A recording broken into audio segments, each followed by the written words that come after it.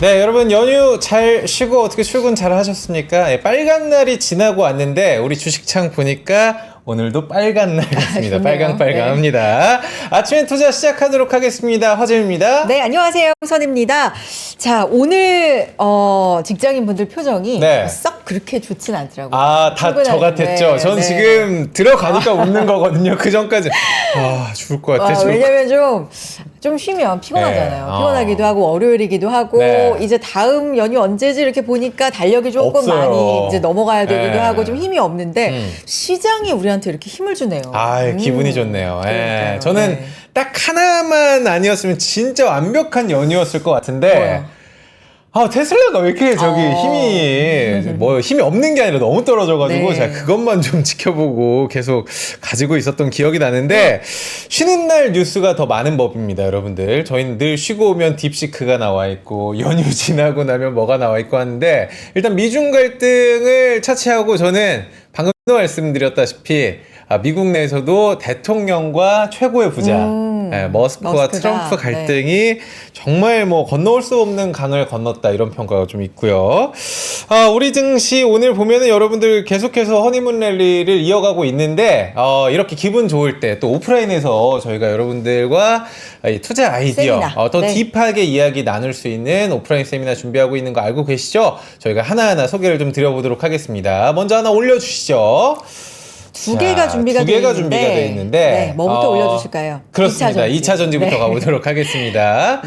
2차 전지 기업 산업의 이슈와 전망 집중 분석하는 시간을 어디서 갔나요? 대구가 아니고 구미로 갑니다. 저희가 날짜는 6월 18일 수요일 오후 3시에서 5시까지 구미 상공회의소로 출동을 하게 되는데요. 세 분이 나갑니다. 박재윤 부장님, 이현주 부장님, 이충원 대표까지 이렇게 세 분 함께 하시는데 2차 전지가 최근에 이제 조금 반등을 하는가 싶은데 이게 과연 너무나 떨어져서 바닥 때문인 건지 아니면 뭔가 거기에 플러스 요인이 있는 건지 궁금하신 분들, 갖고 계신 분들은 당연히 궁금하실 거고 여기서 기회를 좀 보고자 하시는 분들도 궁금하실 수 있는 산업입니다.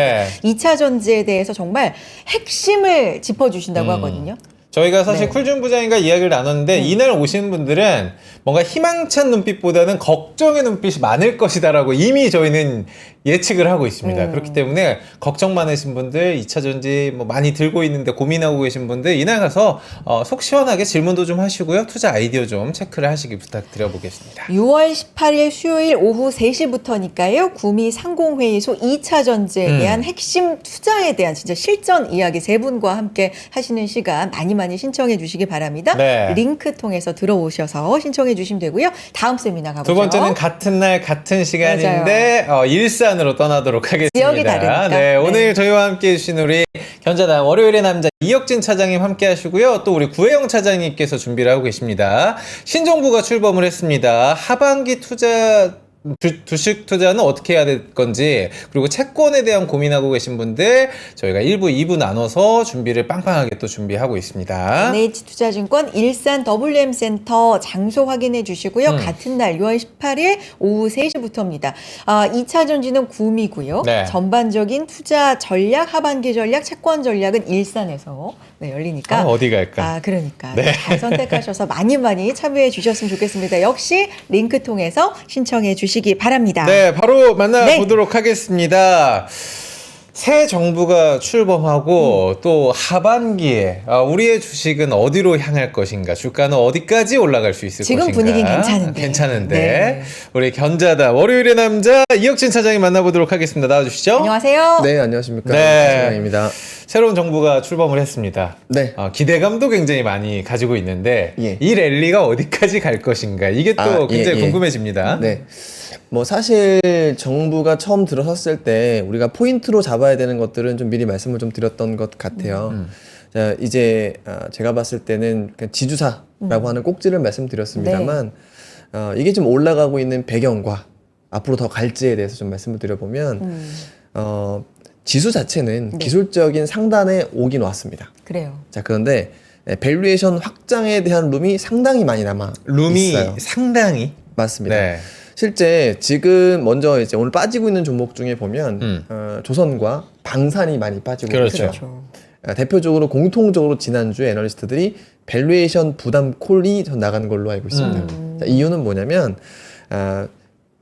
이제 방산 같은 경우에는 PER 한 30배 정도 와 있습니다. 네. 자, 그러니까 여기에 대한 부담이 해소가 필요하다라고 하는 의견들이 좀 나온 것 같은데 사실 이것은 시간이 해결해 줍니다.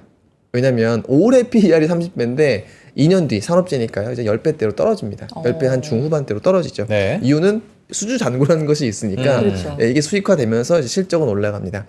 즉 지금은 단기 밸류에이션에 부담이 있는 것들은 좀 빠지고 있는 상황인데 문제는 이게 어떤 사이클의 끝단이 아니라 시간이 지나면 추세에 다시 한번 안착할 수 있는 이런 흐름이라고 생각을 하고 있고요. 자, 그런데 반대로 우리 지수 같은 경우에는 기술적인 부담이 있지만 밸류에이션으로 본다면 확장룸이 상당히 많이 남아있는 예를 들면 PBR 1배라 하더라도 지수 기준으로 2,900을 훌쩍 넘어야 되는 상황입니다. 자, 그런데 보시면 이 PBR 1배를 넘을 것인가에 대한 부분들은 사실 말씀드렸던 이런 법안이라든지 이런 것들이 실제 가동이 될 수 있는가. 네. 네. 외국인들이 왜 법안이 해결되기 전에 미리 베팅을 했을까요? 정치 구조 때문입니다. 예. 블루 웨이브지 않습니까? 지금 대통령 그리고 이제 당 국회의원이 모두 이제 파란 색깔인 그렇죠. 민주당이기 때문에 뭔가 의지를 가지고 진행을 하면 그게 덜컥거릴 가능성이 좀 낮다라고 하는 것이죠. 자, 그렇기 때문에 저는 PBR 1배 그 이상도 확장이 가능한 것이 올해 사이클이라고 생각을 하고 자, 그 신호도 이미 저는 나왔다라고 생각을 합니다. 다만 지금 업종별로 보면 밸류에이션 부담이 상대적으로 있는 진역들 뭐 예를 들면 기존에 제가 좋게 말씀드렸던 방산 같은 경우에는 PER에 대한 부담 조선 같은 경우에는 PBR 5배 그러니까 PBR에 대한 부담이 있는 상황인데 마침 지주사는 PBR이 싸서 사람들이 사는 거잖아요. 네. 그러니까 조선 PBR 기준 조선을 좀 팔고 PBR 매력이 나와 있는 지주사를 좀 간다든지 이런 현상 때문에 부침이 있는 것이지 어떤 사이클의 끝이라고 보기에는 어렵다라고 생각을 합니다. 지수는 지금 사실 코스피 코스닥이 오늘은 좀 온도차가 크게 벌어지고 있거든요. 네. 코스피가 1.5% 상승, 코스닥은 강보합권까지 지금 네. 와 있는 상황이고 코스피가 단숨에 2,856선이에요. 야. 지금. 네. 요 속도 면에서는 조금 네. 빠르지 않아요? 괜찮아요. 걱정도 있어요. 예, 맞습니다. 네. 제가 그래서 6월의 컨셉을 우린 준비가 필요하다. 준비. 했죠. 네. 그럼 뭐에 준비를 할 것이냐? 유동성 랠리가 올 가능성이 높다라고 좀 말씀을 드렸고 결국에는 이제 유동성 준비였었던 거죠. 자, 근데 제가 오늘 아침에도 저희 사내 투자 전략을 통해서 말씀드리는 것은 유동성 랠리의 신호는 왔다라는 것이고, 자, 그러면 이미 이 정량적으로 온 유동성 시그널의 과거의 사례를 볼 필요가 있는데 과거의 사례는 굉장히 임팩트가 셌습니다. 뭐 이따 자세히 말씀드리겠습니다만 지금은 그 과거의 사례보다도 더 좋아 보여요. 자, 그런 상황이기 때문에 결론은 더 좋다. 자, 그렇죠. 여러분들의 마음속에 이런 게 있어요. 자, 우리나라 경제가 이렇게 안 좋은데 과연 주식이 이렇게 가는 게 말이 되는가? 네. 정제가 안 좋아서 주식이 가는 겁니다. 올해는. 아, 그래요? 그렇죠. 자, 추경을 왜 할까요? 안 좋으니까. 안 좋으니까. 금리 인하는 왜 할까요? 안 좋으니까. 안 좋으니까 하는 거예요. 근데 경제가 다운 사이클이 되는데도 불구하고 금리를 못 내리고 재정을 줄이려고 하는 국가가 있죠. 그게 미국이죠. 네. 자, 그런 부분들이 있는데 지금 미국은 뭐 배당 소득세도 걷겠다라고 얘기를 하고 있죠. 자, 그런 것처럼 미국으로 가기 불편한 요인들이 나올 때마다 우리나라 증시는 유동성 랠리를 조금 더 선명하게 보여줄 가능성이 상당히 높습니다.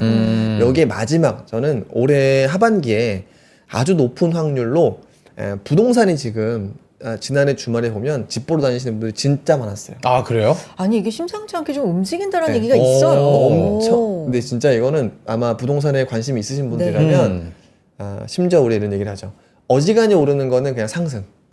갑자기 어떤 갭 상승하는 건 떡상이라고 보통 떡상. 그렇죠. 예. 예, 지표들이 이제 떡상 시킬 게 많습니다. 예, 부동산 관련돼서요? 예, 맞습니다.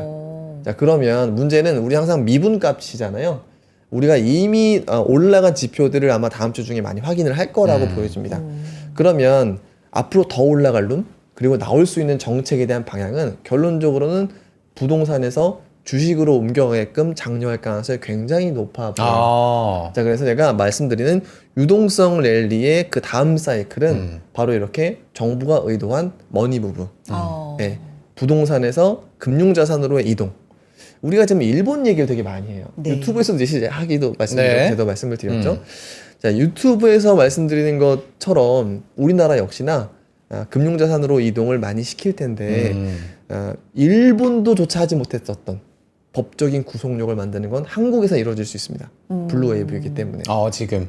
예, 그래서 기술적인 부담으로 출렁거릴 수 있어요. 오늘 코스닥이 빠지는 건 지수 영향은 아니고요. 2차전지 영향입니다. 네. 예, 그래서 그런 부분이 있기 때문에 전체적인 어떤 주식 자산에 대한 매수 포지션은 저는 6월에 확대해야 될 필요가 있다라고 저는 생각을 하고 있습니다. 전반적으로 어떤 큰 그림을 지금 그려주셨는데 네. 워낙에 우리 이혁진 차장님은 또 자료가 알차기로 이거 한 시간에 사실 부족합니다. 그러니까 저희가. 바로 네. 자료로 들어가서 이야기해봤으면 좋겠습니다. 네. 하나만 좀 풀어볼까요? 네. 네. 자, 이번 주 제가 매주 어떤 컨셉트를 전달을 드리는데 이번 주 자료 한번 보시면 네. 이번 주는 그냥 이거를 알고 가면 된다라고 말씀드려요. 첫 번째는 이번 달에 외국인 순매수가 1조 원을 넘었고요. 고객 예탁금이 60조 원을 돌파했습니다. 자, 이 의미에 대해서 우리는 반드시 알고 넘어가야 된다라고 네. 생각을 하고 있고요. 결론은 과거 비슷한 사례에서는 모두 증시가 긍정적으로 상당 기간 그리고 굉장히 과열되는 상황도 나왔었다라는 것입니다. 하나씩 보겠습니다. 제가 이번 주 마켓을 어떻게 좀 리뷰하고 싶냐면, 자, 우리나라는 진짜 밸류업이 시작이 됐다. 그리고 유럽은 진짜 깨어나고 있고, 네. 유럽의 최근의 주가 하락은 약간 페이크성이 있다라고 생각을 하는 겁니다. 어떤 건 진짜고 어떤 건 페이크네요. 그렇죠. 네. 그래서 이런 것들을 하나씩 좀 말씀을 드려보겠습니다. 자, 첫 번째는 코리아의 진짜 밸류업. 외국인은 이번 달에 이제 1.7조 원 순매수를 했는데 이게 왜 임팩트가 있는가? 빈집이었기 때문입니다. 외국인들이 지금 9월부터 지금까지 판 물량을 한번 보시죠. 야. 진짜 어마어마하게 팔았어요. 마이너스 35조 원까지 갈았죠. 자, 항상 우리는 추세적인 상승 구간에 더 사는 것도 중요합니다만 진짜 수급적인 어떤 패가 풀리는 것은 다 팔았을 때 그리고 그게 다시 매수세로 돌아왔을 때예요. 자, 이런 부분들을 우리 주가 수익률로 보더라도 잘 알 수가 있죠. 자, 그런데 여기에 중요한 것은 거래량이 동반되고 있어요. 자, 그러니까 바로 증권주들이 움직이고 있죠. 자, 이럴 때 실제 우리 유동성을 공급해주는 외국인과 기관의 속내를 봐야 되는데 그게 바로 오른쪽 지난주 순매수 포지션으로 외국인과 기관이 제일 많이 산 종목을 나열해봤습니다. 자, 외국인은 어떤가요? 하이닉스죠. 실적 따라가는 겁니다. 네. 제가 외국인이 정량적으로 이성적이라면 삼성전자를 먼저 살 가능성은 아주 낮다라고 말씀드렸어요. 이유는 뭐냐면 PER로나 지금 최근 애널리스트 포인트로나 뭐 하이닉스를 먼저 사는 것은 당연한 겁니다. 순매수 상위에 전자가 있지가 않죠, 아예. 그래서 하이닉스를 산다라고 하는 것은 한국인을 사야 되는데 제일 실적이 좋고 밸류에이션이 낮은 종목을 샀다라고 보시면 될 것 같고 나머지는 오히려 기존의 주도주의 색깔도 좀 나아 보인다, 보인다라고 하는 것이고, 자, 기관은 어떻게 볼까요?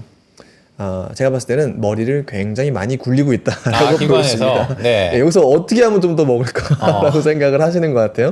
첫 번째는 빈집인 삼성전자, 네, 산 김에 하이닉스 이렇게 보고 있고, 그 다음에 카카오 왜 샀을까요? 카카오가 그러니까요. 정책으로 봐야 되나? 이건 정치 테마주죠. 정치 테마주요? 카카오에 무슨 정책이 나오지는 않았잖아요. 그러니까 오늘 카카오페이가 거의 상한가예요. 맞아요. 그러니까요. 네, 정치 테마주로 볼 수 있죠. 그래서 그런 부분들이 왜냐면 과거 직전에 민주당 정부 때 주가가 카카오가 좀 좋았었어요. 그러다 보니까 사실 기관이 어떤 멋있는 장면은 아니죠. 네, 정치 테마주에 대한 부분들을 포지션을 좀 늘렸다라고 하는 것이고 이게 바로 정책 테마주죠. 물산. 네, 삼성물산 그리고 지주사 이런 부분들이 있기 때문에 기관들은 수익률 게임을 하기 위해서 굉장히 많은 머리를 굴리고 있다. 자, 그러면 우리는 이제 이렇게 생각을 해볼 필요가 있어요. 네. 자, 과거에 우리가 증시가 올랐을 때는 항상 쏠림 때문에 걱정이었었던 거죠. 왜냐하면 아무리 좋은 종목을 갖고 있어도 네. 쏠림 때문에 손해를 볼 수 있다라고 하는 것이죠. 자, 그런데 지금 보시면 외국인은 실적과 기존 주도주, 그 다음에 기관은 정치 테마주 이렇게 보시면 사실 확산이에요. 오히려. 그러네요. 네, 어떤 특정으로 쏠리는 것이 아니죠. 잘 생각해 보시면 삼성전자가 지금 지난주부터 올라요. 네. 근데 나머지 종목이 빠지나요? 우리 두어 달 정도만 하더라도 전자 오르는 날 나머지 다 빠졌었어요. 유동성이 부족하니까. 근데 지금 유동성이 흘러 들어오니까 이제는 전자가 올라도 나머지가 전혀 멀쩡하게 좀 상승하는 이런 부분들을 볼 수가 있을 겁니다. 자, 그러면 지금 외국인의 선택과 기관의 선택이 저렇게 돼 있는데 네. 개인 투자자라고 하면은 네. 지금 상황에서는 기관을 따라가는 게 조금 더 유리할까요? 네.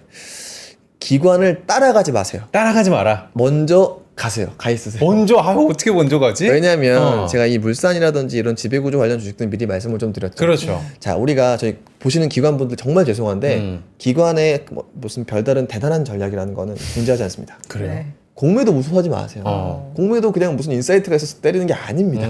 그냥 평균 PBR이라든지 밸류에이션 그 위 상단에 올라온 종목들은 그냥 기계적으로 매도하는 것이고요. 기계적으로. 예, 그 중에서 유동성이 좋은 업종이면 조금 더 매도하는 것이고요.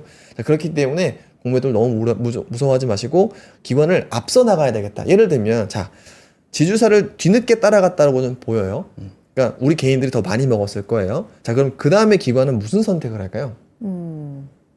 이건 제가 뒤에 말씀드리겠지만 자 물산을 주식을 누가 많이 갖고 있을지 이런 거 할 겁니다. 뻔해요. 기관 여러분들 아침 회의 그거 하셨잖아요. 지금 뜨끔하는데, 뜨끔하는데. 네, 뻔합니다. 네, 그리고 이제 그 뭐 그런 것들 하겠죠. 그 비사업용 자산 이런 거 매각했을 때 머니타이징 많이 될 수 있는 결국에는 이제 그런 것들 많이 할 겁니다. 토지라든지 다른 회사 지분 많이 갖고 있는 이런 기업들 공략을 하실 거고 예, 그런 것들이 앞으로 시장이 또 다른 기관들의 순매수 상위 종목이 되지 않을까라고 좀 생각을 해봅니다. 어쨌든 저희 전략은 외국인보다는 기관을 조금 더 앞서 나가는 한번 전략들을 하면 되게 단기 수익률 점점에서도 상당히 유의미해 질 가능성이 높다. 이게 보시면 카카오를 산다라는 것은 아무리 봐도 제가 봤을 때는 수익률 게임이기 때문에 네, 그렇게 생각을 하고 있습니다. 공통적으로 좀 2차 전지가 없죠. 그러니까요. 네, 낙폭과대 매력도 사실 크게 없는 것이 저는 2차 전지라고 생각을 합니다. 그래서 그런 부분들보다는 시장의 주류를 따라가셨으면 가급적이면 방송을 보시면서 먼저 가 계셨으면 하는 생각입니다. 외국인보다는 기관인데 기관의 네. 마음을 좀 먼저 읽는 그러니까. 그런 전략. 알겠습니다. 다음은요? 자, 두 번째는 네. 우리의 전략을 어떻게 해야 될까? 저는 5, 8월 안도 랠리를 노리자라고 말씀을 좀 기본적으로 드리고 있죠. 자, 거기에 우리의 전략이 살짝 바뀌어야 됩니다. 이유는 고객 예탁금이 신고점을 기록신했기 때문입니다. 보시는 것이 제가 기존의 고객 예탁금에다가 미수금, 그 다음에 신용 이런 것들을 뺀 현금성 자산을 발라낸 거예요. 보시면 지금의 위치를 보시면 AI 사이클과 2차 전지 랠리보다 위에 있죠. 그러니까 유동성 자체는 그때보다 더 많이 들어온 거예요. 자, 그런데 이게 고객 예탁금 기준으로 보면 60종을 넘었기 때문에 과거에 어떤 상황이 연출되었는지를 봐야 됩니다. 자, 그러면 우리가 바로 이제 3년 전 이상으로 돌아가죠. 여기입니다. 여기 보시면 이게 2020년 11월이었어요. 자, 2010년 이제 11월 이후에 주식은 어떻게 됐냐면 2010년 시가로는 2,300선 정도에서 2021년도에 3,300까지 갔습니다. 네. 그러니까 제가 어떤 말씀을 드리고 싶냐면 우리가 지금 팬데믹 때 주식이 많이 올랐었다라고 생각을 하죠. 그렇죠. 자, 그런데 그 랠리를 생각을 해보면 4월까지는 패닉이었었고 5월부터 반등을 했었고 6, 7월에 좀 올라가다가 조금 횡보한 이후에 급격하게 지수 랠리가 나온 게 11월부터였어요. 그러니까 우리가 생각하는 진짜 왜 어떤 버블 이런 것들은 그 11월에 시작했던 것들이라는 거죠. 근데 지금 그게 예탁금 기준으로는 비슷한 상황이 연출이 되고 있다는 거예요. 제가 아까 기술적인 부침은 있습니다. 왜냐하면 주봉으로 보면 그냥 한 번에 올라와 버렸어요. 그런데 기술적인 부침이 있어서 살짝 흔들릴 때 지금은 사이클의 끝이 아니라는 얘기입니다. 지금부터는 지수 상위 종목을 노릴 때가 필요한데 그 이유는 뭐냐면 제가 예탁금이 이 밴드 하단에 있을 때는 낙폭과대를 공략하시면 좋을 것 같다. 당연히 밸류에이션 콜을 해야 되는 거예요. 그 다음에 제가 60종 도달하기 직전까지는 그냥 주도주만 하셨으면 좋겠다 말씀을 드렸고 자, 지금부터는요 좋은 종목이라면 지수 상위 종목들 그냥 끌려 올라갈 가능성이 상당히 높다라고 생각을 하는 겁니다. 자, 그래서 저는 이런 부분들의 전략 변화도 필요하다라고 좀 말씀을 드리고 그럼 대형 주사라는 말씀 지금. 좋을 거다. 예. 대형주 사거나 네. 아니면 카카오페이 같이 그냥 정말 그 대형주보다 베타가 훨씬 많이 나오는 중소형주들. 자, 오늘 따라가는? 맞습니다. 네. 근데 더 많이 올라가는 거죠. 예를 들면 지금 오리온 홀딩스나 제가 영업무역 홀딩스 같이 그냥 나이 많은 대주주에 이렇게 말씀드렸죠. 오늘 같은 경우도 뭐 10몇 %씩 계속 올라요. 아니 그 힌트는 사실 진짜? 굉장히 구체적으로 네, 일찍 맞아요. 주셨어요. 네. 나 왜 근데 안 이제 들어갔을까? 근데 이게 단순히 정말 그 베팅만 들어간다기보다 공통적으로 재밌는 점은 거래량이 많지가 않습니다. 그러니까 소수의 수급으로도 올라갈 수 있는 종목이라는 특징도 있는 거예요. 자, 그래서 저는 지금은 이런 것들이 사실 되게 베타를 높이는 전략이 되거든요. 고난이도 전략입니다, 사실. 근데 지금 예탁금이 60조 원 이상에서는 그냥 그런 것도 하셔도 되는 사이클이다. 지금은 와, 너무 좋은 사이클이다. 그런 부분들임을 감안하고 주식을 하셨으면 좋겠다라고 생각을 합니다. 네. 두 번째는 자, 유럽이 깨어나고 있다라는 얘기를 유럽이 제가 또 웨이킹. 맞습니다. 웨이크업. 근데 이게 진짜인 것 같다라는 거예요. 이유는 뭐냐면 자, 유럽은 잘 생각해 보시면 높은 법인세, 높은 소득세로 사회보장제도를 확충해 나가는 경제 그림이었었어요. 자, 거기에서 이 모델이 가능할 수 있었던 것은 뭐였냐면 국방비를 안 썼기 때문입니다. 자, 그런데 지금 상황은 유럽이 완전히 바뀌고 있어요. 자, 첫 번째가 바로 법인세. 우리가 경제 주체 중에서 가장 돈을 많이 버는 것은 법인이에요. 그러니까 기업들이라고 하는 것이죠. 근데 이 법인세에 대한 것들을 매년 1%씩 내리겠다. 그래서 최종 10%까지 내리겠다라고 얘기를 하고 있어요. 자, 이것은 정말 경제를 활성화시키겠다라고 하는 의지 같아요. 또한 이거를 낮추면 앞으로 유럽이 더 쓰겠다고 하는 것은 추경을 하겠다라고 생각을 해볼 수도 있겠죠. 네. 아니면 공격적인 예산을 할 수도 있겠죠. 자, 여기에다가 기업이 투자를 하면 30% 세금 감면을 해주겠다라고 얘기했어요. 예를 들면 이거는 통상 실효 법인 세율을 낮추겠다는 것이고 이거는 우리로 치면은 소득공제도 해주겠다라고 하는 거예요. 전반적인 세수가 줄어들 수도 있는 것인데 지금 독일은 공격적으로 나오고 있다라고 하는 거예요. 자, 여기에서 세금은 줄였는데 국방비는 더 쓰겠대요. 제가 아까 국방비를 거의 쓰지 않았기 때문에 아까 제가 말씀드렸던 유럽의 기본적인 경제 모델이 가능했었습니다. 근데 지금은 이 국방비를 최대 미국의 요구에 따라서 5%까지도 쓸 수 있다라고 하는 이런 힌트들이 사실 외신에서 굉장히 많이 나오고 있는 상황이에요. 자, 이게 진짜 엄청난 겁니다. 국방비를 5% 쓴다라고 하면은 정말로 예전에는 1%대였으니까요. 과거로 치면 거의 4배, 5배 국방비를 쓰는 것이죠. 그래서 저는 이게 무기 구매에 상당히 많이 할애가 될 텐데 재밌는 점은 캐나다를 최근에 보시면 유럽 계획에 동참하겠다라고 얘기를 합니다. 자, 그런데 이게 뭔 동참이냐? 지금 캐나다 국방비의 75%가 미국으로 무기국항으로 쓰고 있다. 자, 그런데 탈미국인 거죠. 즉 지금 유럽의 무기를 쓰거나 어쨌든 미국 밖에서의 무기를 조금 더 쓰겠다라고 하는 것이죠. 자, 캐나다라든지 유럽은 국방비를 더 쓰겠다. 자, 그런데 미국 무기를 덜 쓰겠다.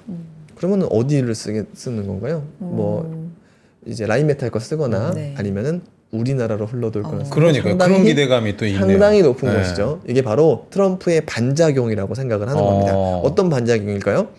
유럽을 무시하고 러시아와 협상을 나서려고 했던 것, 그리고 캐나다를 자극해서 자꾸 무언가 얻어내려고 했던 것, 이런 것들로 인해서 지금 한국의 방산도 장기적으로는 충분히 이제 더 큰 기회를 얻을 수 있다라고 하는 것이죠. 자, 그런데 아까 제가 말씀드렸다시피 단기적으로는 PER에 대한 오래 압박이 좀 있어서 다른 종목이 갈 때 좀 쉴 수도 있는데 그거는 사이클의 끝이 아니라 이제 그 다음 사이클을 준비하는 과정으로 생각해 주시면 좋을 것 같다라고 하는 겁니다. 자, 왜 그런 얘기를 하느냐? 이게 글씨가 깨져 있는데요. 국방비 증액을 하려면 먼저 EU에 대한 통상적인 재정 규칙을 이제 면제해달라라고 요청을 해야 됩니다. 이미 바로 지난달인가 이렇게 지금 정했던 것이죠. 자, 그런데 이 중에서 중요한 점은 이겁니다. EU의 회원국이 지금 27개국인데 16개국이 국방비 초과 증액을 하기 위해서 국방비 규제 문제를 요청했다라는 거예요. 돈 더 쓰려고요. 지금 미리 사전 작업을 하고 있다라는 거죠. 자, 그래서 국방은 우리나라 관련주들도 단기적인 부침 이후에는 장기 사이클을 또 갈 가능성이 아주 높다라고 하는 것인데 어쨌든 지금 유럽은 재정적으로나 그 다음에 이제 세금으로나 그리고 금리로나 확장 사이클 완전히 깨어났다. 그래서 증시 자체는 쉽게 꺾이기가 어렵다라고 말씀을 드리는 겁니다. 유럽을 이렇게 깨운 거는 뭐 여러 지정학적 리스크 플러스 뭐 미국인가요? 그쵸. 네. 왜냐면 제가 이것도 예전에 말씀을 드렸는데 무시당하는 거예요. 무시. 그쵸. 아니, 그렇잖아요. 우리가 제주도에서 예를 들어 전쟁이 났어요. 근데 제주도 휴전을 합상하는데 우리가 쳐들어오는 나라와 미국 트럼프가 와가지고 한 거고 우리한테 의사도 물어보지 않아요. 이거는 그냥 나 기분 나쁘죠. 그렇죠. 근데 그러면 우리는 무슨 생각하냐면 우리 주권을 침해당했는데 왜 당했을까? 결국에는 이제까지 미국의 안보에 100% 의존을 했으니까 자, 지금부터는 우리 안보는 우리가 지키자라고 하는 것이고 이것이 저는 독일이 무기 때를 하는 것은 완전히 깨어난 거죠. 왜냐? 전범국이잖아요. 그렇죠. 심지어 거기는 철강이나 무기 공장을 전부 다른 데로 뺐을 만큼 사실 독일을 제일 무서워하는 건 유럽입니다. 근데 유럽이 독일을 깨어나라고 계속 지금 체근하고 있는 것은 이거는 사실 비가역적인 부분들이죠. 그래서 결론적으로 이 유럽이 자체 무장을 할 수밖에 없는 상황인 거고 여기에 지금 캐나다라고 하는 지원국까지도 동참국까지 생기기 그러니까요. 때문에 유럽이 깨어난 것은 그냥 비가역적이다라고 저는 생각을 합니다. 그래요. 여기까지는 이제 리얼이라는 표현을 써 주셨고 그렇죠. 이제가 이제 페이크인 거잖아요. 네, 맞아요. 미국의 상황이 어떤 게 페이크라는 거예요? 저는 그러니까 네. 트럼프가 항상 네. 똑같은 패턴인 거죠. 세게 질러놓고 주워 담고 질러놓고 주워 담고 타코. 맞아.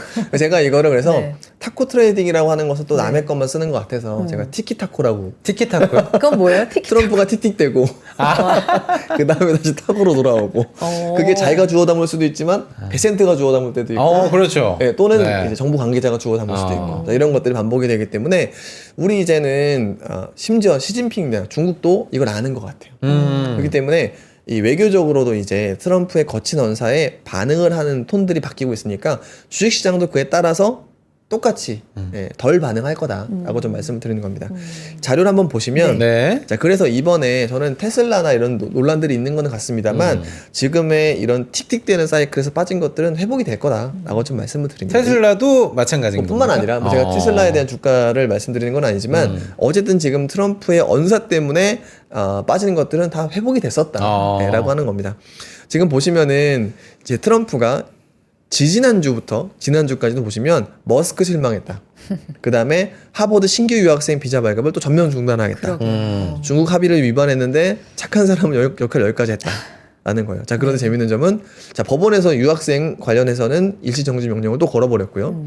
그 다음에 중국과는 중국이 히트로를 수출하면서 일주일 안에 무역회담을 재개하겠다. 그 다음에 머스크 문제는 참모진이 나서서 자기가 아니죠. 참모진이 나서서 봉합을 하겠다.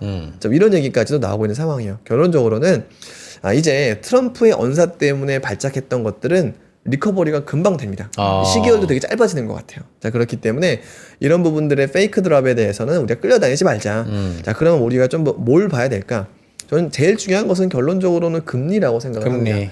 금리가 떨어져 주면은 우리나라도 좋고, 네, 그리고 미국 주식에도 좋은데, 지금 보시면, 이런 얘기를 했어요. 이 크리스토퍼 월러 연준 이사가, 고용과 물가 상승률의 안정이 지속될 시에는 인하할 수도 있다. 그런데 이 관세율이 10% 선이라면은 추가적으로 금리 인하를 지지할 것이다. 이런 얘기를 했어요. 자, 근데 제가 지난주에 말씀을 드렸었던 건데, 지금 트럼프가 법원에 제동을 걸었어요. 근데 대안으로 삼고 있는 과거의 관세를 했었던 것들도 10% 초중반짜리예요. 평균 관세율이 13.5%, 15%짜리였던 거죠.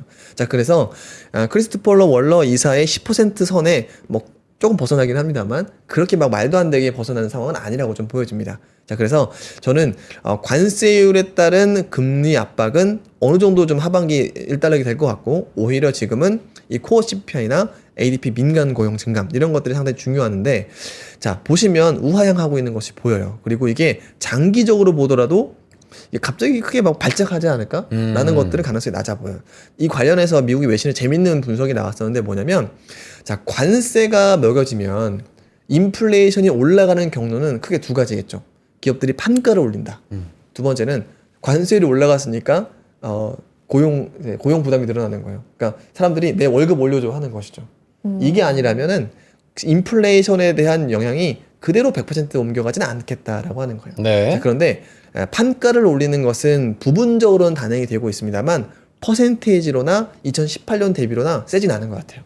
지금부터 그래서 이제 연준에서 나오고 있는 것이 이런 고용 데이터가 중요하다라고 하는 것 때문에 이 고용 데이터가 나올 때마다 민간 고용 나올 때 고용 보고서 나올 때 앞으로 아래로 빠졌다가 위로 올라갔다 이렇게 하고 있는 거거든요. 그래서 앞으로는 이 고용이 굉장히 중요한데 저는 장기적인 시기열로는 하락하고 있는 것이 맞을 것 같고 기업들이 관세를 높인다고 우리가 상식적으로 인구를 올려주지는 않잖아요. 그렇죠. 그래서 네. 저는 이 관세율 때문에 인플레이션 공포가 있는 건 사실입니다만 현실적으로는 하반기에 그 공포는 잦아들 가능성이 좀 높다라고 좀 생각을 하고 있습니다. 사장님 그럼 저 하나만 여쭤볼게. 지금 네. 우리 주식시장에 외인들이 들어오는 게 저는 사실 원달러 환율도 역할이 있다고 생각을 하거든요.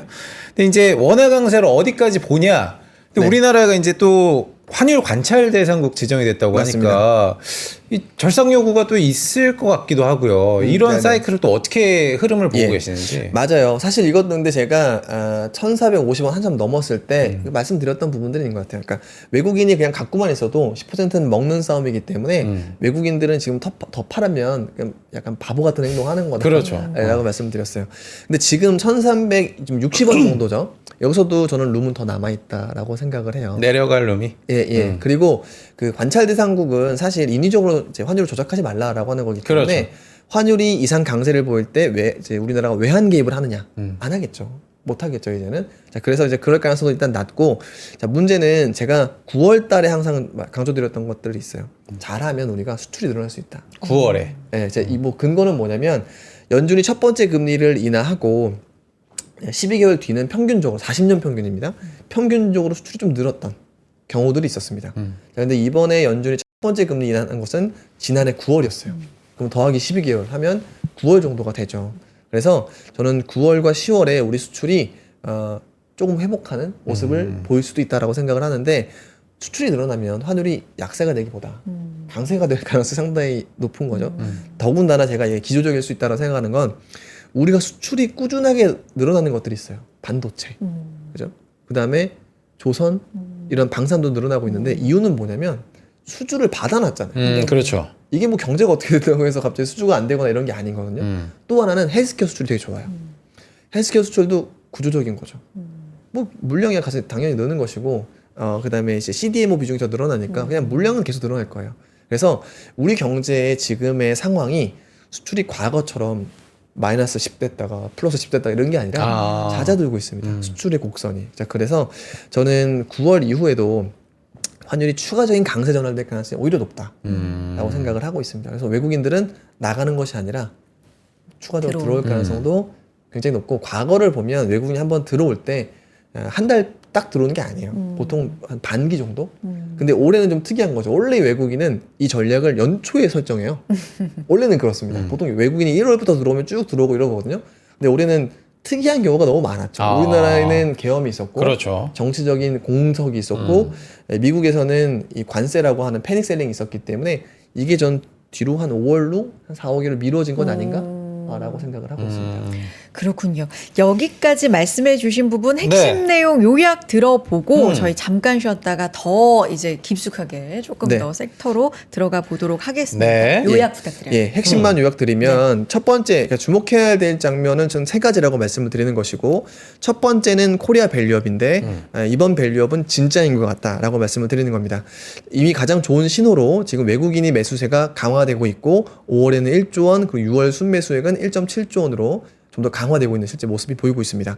자, 이럴 때는 전략을 변경해야 되는데 주도주 중심에서 지수 상위 종목을 공략을 해야 되는 것이고, 하지만 쏠림이 아니라 확산이기 때문에 성장주에 대한 관심도 늘려야 될 것 같다라고 하는 것이고, 두 번째로는 유럽이 진짜 깨어나고 있다라고 말씀을 드렸습니다. 그 신호가 법인세율을 매년 28년도부터 1%씩 내려서 10%로 떨어뜨리겠다. 여기에다가 투자 세액공제까지도 해줄 것이고, 오히려 재정은 더 풀어서 국방비를 더 올리고 있는 사이클인데, 여기에 캐나다와 EU의 지금 국방비의 전체적인 컨셉은 미국향을 줄이는 것입니다. 그렇기 때문에 미국의 의존도를 줄인다면은 자강도 하겠습니다만 우리나라에 대한 미국 무기 구매도 늘어날 수밖에 없지 않을까라고 생각을 하는 것이고, 자, 마지막으로 세 번째가 바로 이제 미국의 주식이 좀 빠졌는데 이건 좀 페이크성일 것 같다라고 생각을 합니다. 이유는 뭐냐면 트럼프가 틱틱대고 그 다음에 이제 다시 한번 타코 트레이드로 가는 그 진폭이 시기가 점점 짧아지고 있는 상황입니다. 심지어 지난주에는 일주일 만에 자기가 했던 말들을 다 뒤집히고 있는 상황이기 때문에 트럼프 때문에 빠졌다라고 하면 이제부터는 매수 찬스라고 생각해 주시면 좋을 것 같다라는 것이고, 또한 지금부터 진짜 이제 미국에서 중요한 것은 금리를 내릴 수 있는가인 거예요. 그런데 이 지금부터는 고용이 굉장히 중요한 변수가 됐고 실제 지난주 ADP 민간 고용과 고용 보고서 산에 발표가 될 때마다 크게 빠졌다 크게 오르는 고용 보고서가 너무나 중요해지는 사이클로 진입을 했다. 자, 그런데 이 고용에 대한 압력은 올라가는 것이 아니라 완화되는 사이클이기 때문에 오히려 하반기에는 금리가 좀 떨어뜨리는 것들을 시장이 주목하지 않을까라고 생각을 합니다. 좋습니다. 저희 1부 했고요. 잠깐 광고 듣고 와서 2부에서는 국내외 업앤다운부터 찬찬히 또 깊숙하게 들여다보도록 하겠습니다. 어디 가지 마시고요. 잠깐 광고 듣고 오겠습니다. 광고 타임.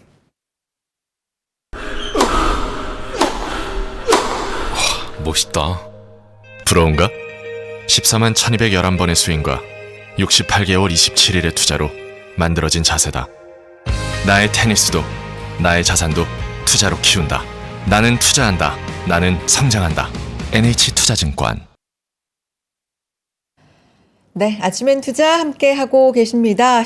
우리 시장 계속해서 잘 가고 있고요. 코스닥도 좋습니다. 네, 코스피가 1.7%대, 코스닥이 0.4%대 상승 이어가고 있는 상황. 이제 마켓 조금 더 업종 얘기로 네. 들어가 보도록 하겠습니다. 확실히 시장의 색깔이 허니몰 랠리 얘기 좀 많이 하는데 그동안에 어려웠던 시장에서 그래도 시장을 좀 탄탄하게 잡아줬던 조선, 방산 이런 것들에서 약간 차익 실현이 좀 나오고 있고 다른 부분은 여전히 좀 탄탄한 상황인데 말씀해 주셨지만 조선, 방산도 업태가 안 좋아서 빠지는 게 아니기 때문에 이건 전반적으로 좀 확산이라고 긍정적인 기운 이렇게 봐야 되는 건지 좀 업황 얘기 좀 해볼까요? 맞습니다. 네. 앞에 말씀을 드렸지만 방사는 PER에 대한 올해 PER에 대한 압박 네. 그리고 왜냐하면 PER 30배까지 올라갔기 때문에 네. 여기서부터는 실적이 올라오면서 계단식으로 올라가야 된다라고 하는 것들이 가장 중요한데 문제는 실적의 방향성은 이미 수주 잔고에서 찍혀 있을 것이기 그렇죠. 때문에 이게 1년이나 2년 또는 3년까지도 보면 실적의 우상향은 의심이 없는 겁니다. 그렇기 때문에 오히려 이거는 이제 기간 조정 정도라고 생각을 하고 있고요. 네. 조선 같은 경우에는 PBR에 대한 압박이죠. 이미 5배까지 올라갔기 때문에 PBR 기준으로 제가 오히려 싼 조선수를 보는 게 나을 것 같다는 말씀도 드리고 있었죠. 실제 그 이후로 가장 많이 오른 것은 오히려 HD 현대나 한국조선해양처럼 밸류에이션이 낮은 종목들이었었어요. 삼종도 사실 최근에 주가가 좋았었던 거죠. 이 PBR에 대한 압박은 오히려 지주사가 부각이 되면서 PBR 상단에 있는 기업들을 팔고 하단에 있는 기업들을 사는 이런 전략이기 때문에 그것은 제가 봤을 때는 수급 부침 정도인 거지 실적에 대한 사이클은 방산보다 조선이 훨씬 더 길 가능성이 상당히 높습니다. 방산보다 조선이 더 길 가능성이. 길긴 더 길 겁니다. 네. 임팩트는 방산이 있겠습니다만 아주 잔잔하게 길게 우상향할 가능성이 있다라는 거예요. 자, 그런 부분들이기 때문에 지금은 오히려 조정일 때는 보시다가 매수 찬스가 오시면 사시면 좋을 것 같다라고 생각하는 것이고. 네. 자, 그 다음에 지금 주목해야 되는 사이클들. 제가 자료 보시면서 말씀을 드려보면 저는 작전명 Z라고 말씀을 드려요. 멋있다. 진짜 멋있다. 작전명 Z. 네, Z세대와 G주사의 콤비네이션이 우리가 한번 눈여겨봐야 되는 그러니까 왜냐하면 제가 이런 겁니다. 제가 자주 말씀드리는 것과 여기서 제가 Z세대 이렇게 말씀을 드리는 거는 남들이 안 보는 데서 저는 기회를 찾으셨으면 좋을 것 같아요. 그리고 이게 변화가 당장의 다음 달 하고 끝이 아니라 되게 오래 지속될 수 있는 테마에 좀 집중하셨으면 좋을 것 같아요. 그런 것들이 보통 주도주가 될 가능성이 상당히 높다라고 하는 것이죠. 하나씩 보겠습니다. 젠지 지주사. 우와. 네, 작전명 Z 하니까 뭔가 우리 있어 보이잖아요. 네. 들어가 볼게요. 해외 리뷰 것 많아지는 리뷰를 먼저 하고 저는 해외 리뷰를 보면서 금주 내로 성장주들이 크게 반등 나올 수 있겠다라고 생각을 했어요. 이유는 뭐냐면 실제 해외에서 올라가는 종목들을 보면 구분이 딱히 없는 것 같아요. 그러니까 직전 주도주인 반도체 업종에서도 온세미컨덕터라든지 이렇게 반등이 나오고 있고 그다음에 최근 주도주 방산에서도 헨소트 같은 기업들이 이제 방산 소프트웨어인데 올라가고 있다는 것이 굉장히 긍정적이었습니다. 여기다가 이 바이오라든지 의류, 자 이런 그다음에 화장품 이런 부분들도 여전히 이제 안 된다라고 하는 업종에서 반등이 크게 나오고 있는 상황이기 때문에 이게 유동성 랠리의 신호탄이라고 판단을 하는 것이죠. 실제 이 버버리 같은 경우에는 제가 예전에 무신사랑 시가총액이 거의 붙었다라고 말씀드렸는데 버버리는 사실 매각설까지 들어왔었어요. 근데 이 버버리까지 반등을 한다라고 하는 것은 이 낙폭과대 종목에서도 우리가 먹을 거를 찾을 수 있겠다라고 하는 것이고 자 그리고 이제 빠지는 종목들을 보시면 좀 개별적인 이유로 빠지는 것들이 많아요. 왜냐하면 옛날에 제가 빠지는 것이 어떤 정치적인 매크로 아니면 정말 어떤 특정 악재에 전 세계가 반응하는 이런 것들이라면 조심해야 되는 사이클이라고 좀 말씀을 드리는데 지금은요 그냥 보시면 리즈네론 같은 경우에는 그냥 임상 실패 뉴스랑 아이디어 경쟁력 하락 이제 당연히 빠질 수밖에 없는 이슈인 거죠. 자 그다음에 이제 이런 까르푸는 실적 그다음에 테슬라 같은 경우에는 뭐 많이 아시듯이 네, 이런 CEO 리스크죠. 네. 자, 이런 것들이기 때문에 저는 빠질 이유가 있는 개별 이슈로 이렇게 빠지는 장이라고 한다면 지금은 오히려 이 올라가는 업종에 주목을 해야 되는 것이 글로벌 분위기다라고 하는 겁니다. 국내에서 보시면 지주사의 강세가 지속이 되고 있어요. 한화, 그 다음에 오리온홀딩스, 야. 롯데지주 급등이 나오고 있는 상황이고 최근에 보시면 미래에셋증권이라든지 이런 증권사들도 주가가 좋습니다. 맞아요. 그러니까 이유는 네. 거래대금이 늘고 그리고 우리가 보통 그렇죠. 부동산이 화랑일 때는 공인중개사들이 돈을 많이 벌죠. 근데 증권이라든지 금융자본이 화랑이 되면 증권사들이 돈을 증권사가. 많이 벌겠죠. 애널분들도 많이 버십니까? 부탁드립니다. 그랬으면 좋겠다. 네, 이런 바람. 그런데 그런데 네. 제가 봤을 때는 그 다음 사이클에서도 증권사가 괜찮을 거는 같아요. 왜냐하면 지금 정부에서의 한 가지 좀 예상해 볼 수 있는 사이클은 모험적인 상장.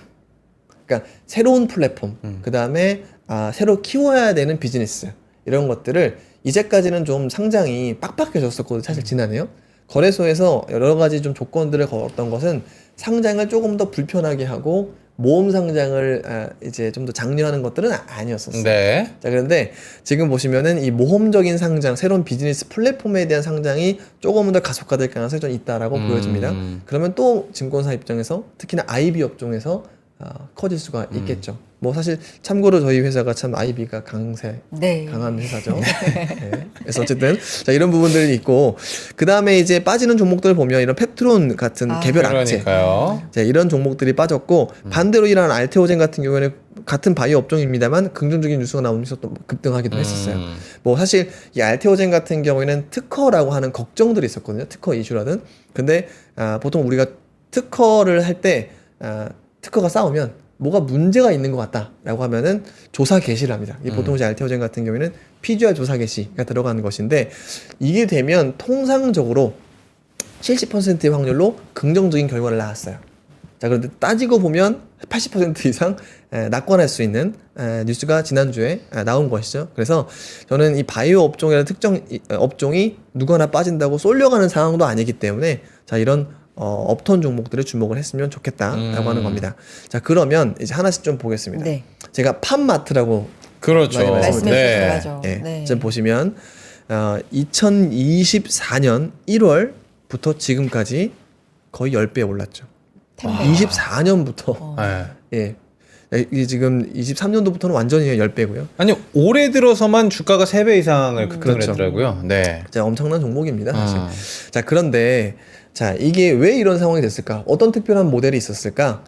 보면 그냥 굿즈, IP 판매하는 겁니다. 근데 여기에서 참 라부부라고 하는 네. 털복숭이 인형이 있어요.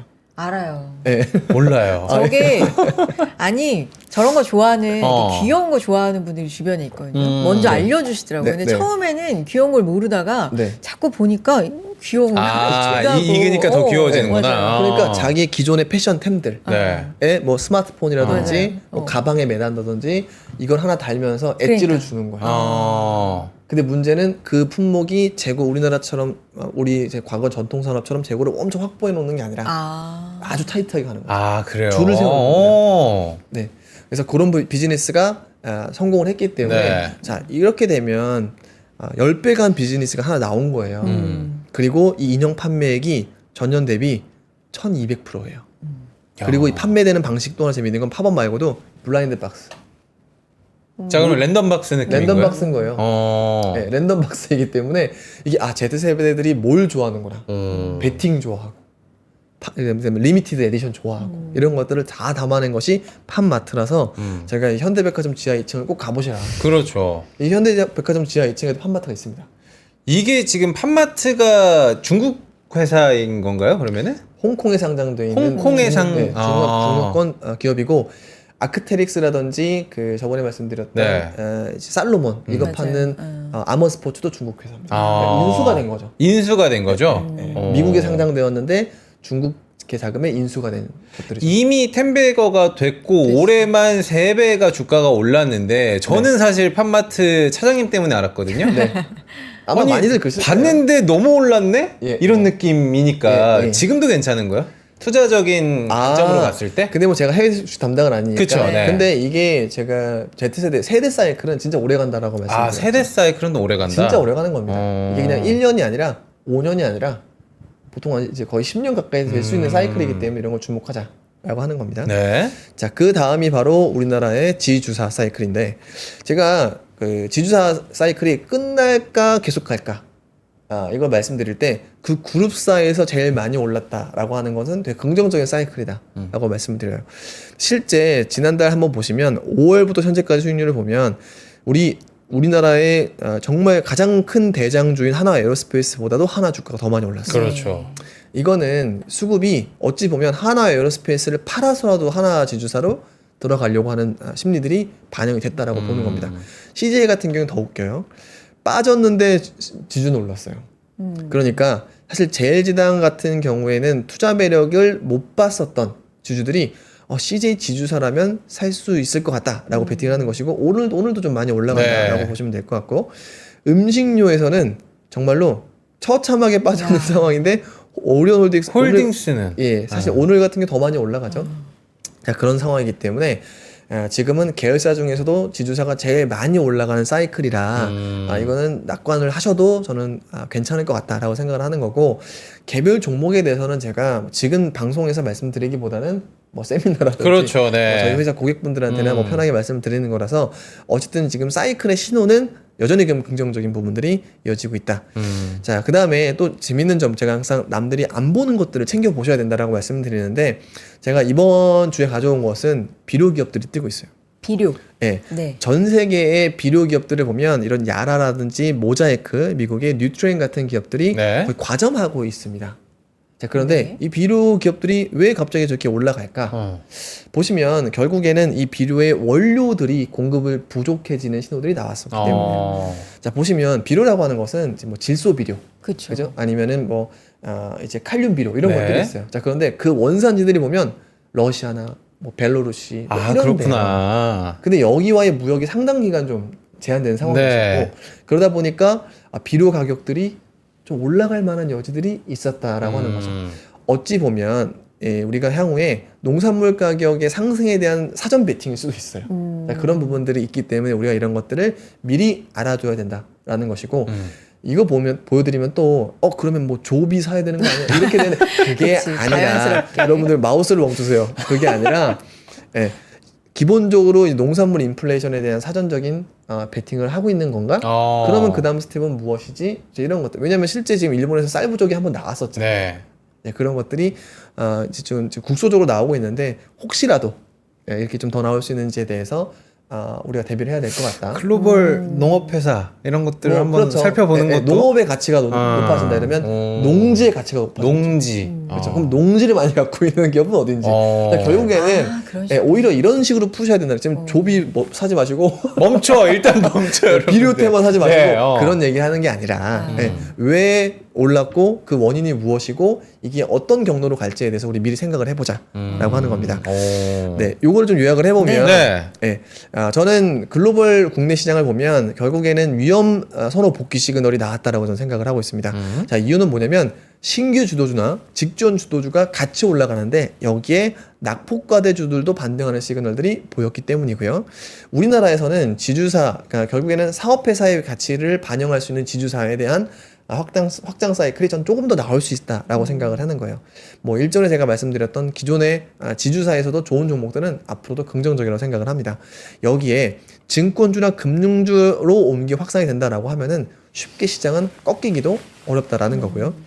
자, 여기에서 제가 Z작전이라고 하고 있는 두 가지죠. Z세대, 첫 번째 말씀을 드리면 팜마트가 텐베거가 나왔는데 IP 굿즈가 여는 새로운 소비 시장이다. 네. 그 이 방식 중에 하나는 또 팝마트, 팝업 말고도 약간 갬블성, 약간 블라인드 박스의 형태의 소비를 보이고 있다.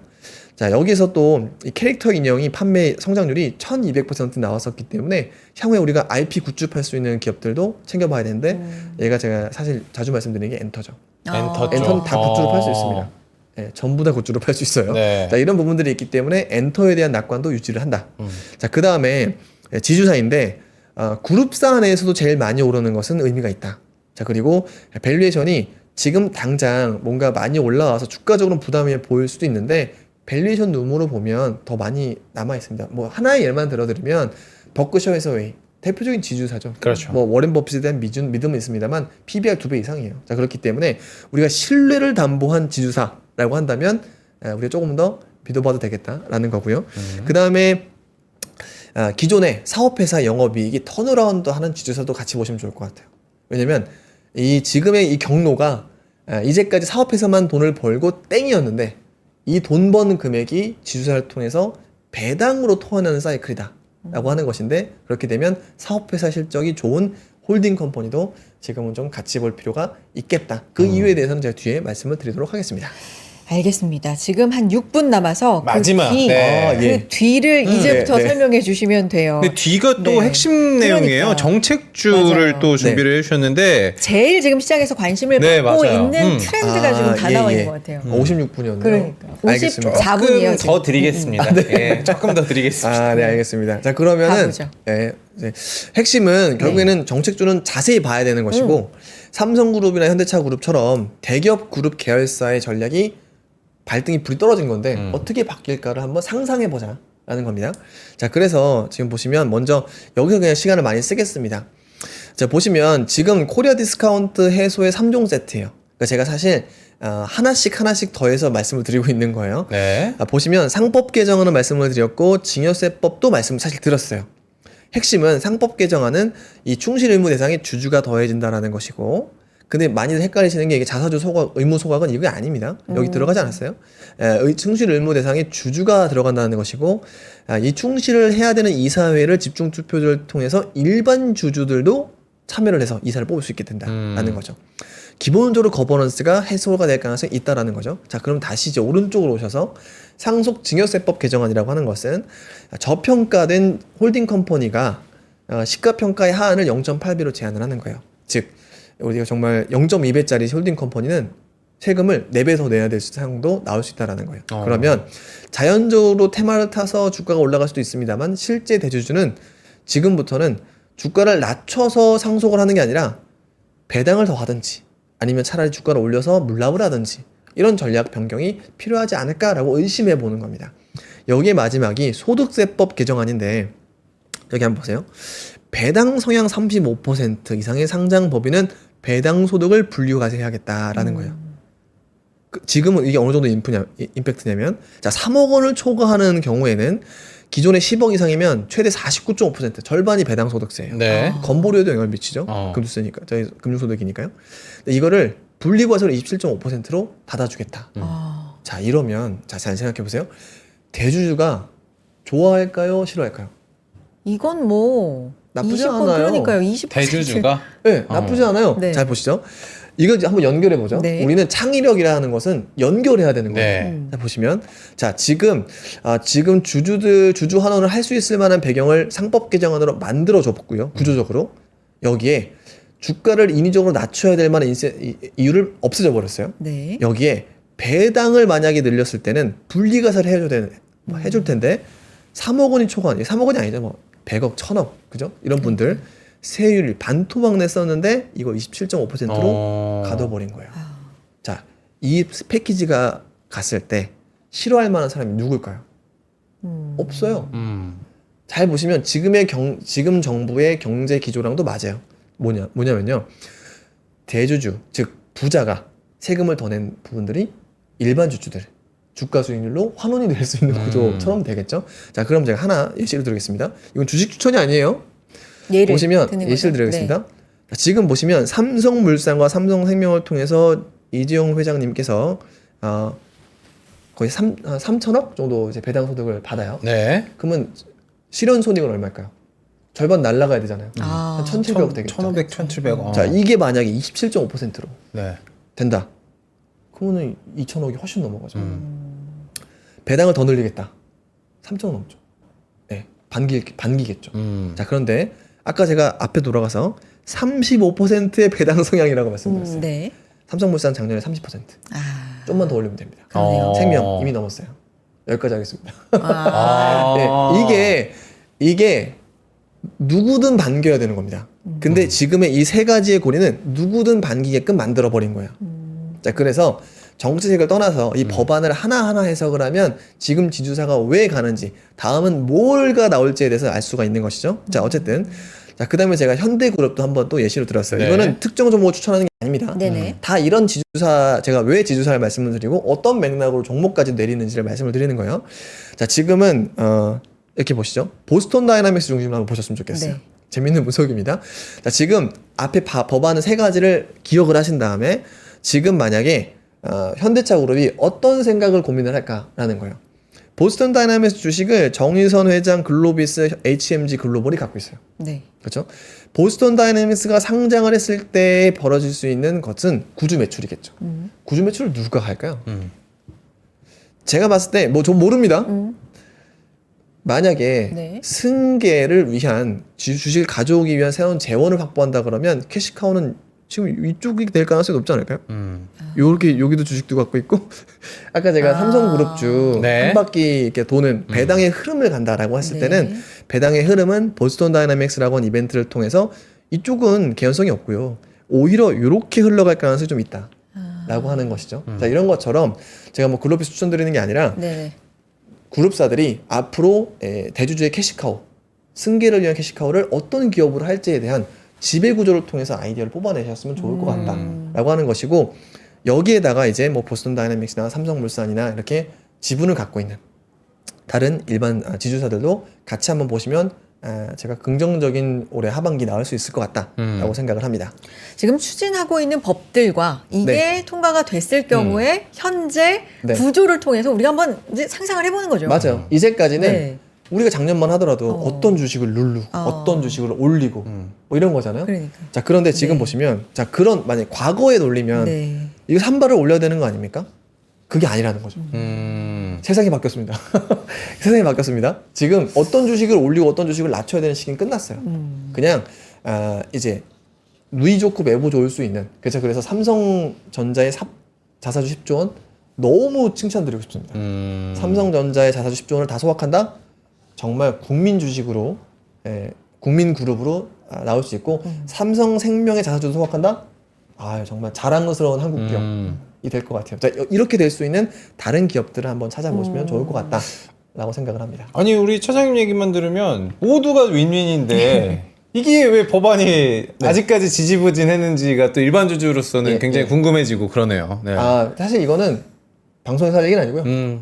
오프라인 세미나에서 이야기를 좀 드려보도록 예, 예. 하겠습니다. 세미나 18일입니다. 여러분 많이 신청해 주시고. 마지막으로 차장님 네. 뭐 우리 캘린더에서 찝어볼 만한 거 있을까? 사실 이번 주에 제가 봤을 때는 뭐 이제 중요한 거는 국채 입찰이 중요한 것 같아요. 네. 국채 입찰률에서 만약에 좀 인기가 덜하다라고 한다면 뭐 코인이라든지 이런 쪽이 뭐 올라가면서 약간 요동을 칠 것 같고. 미국 말씀하시는 거죠? 네, 네.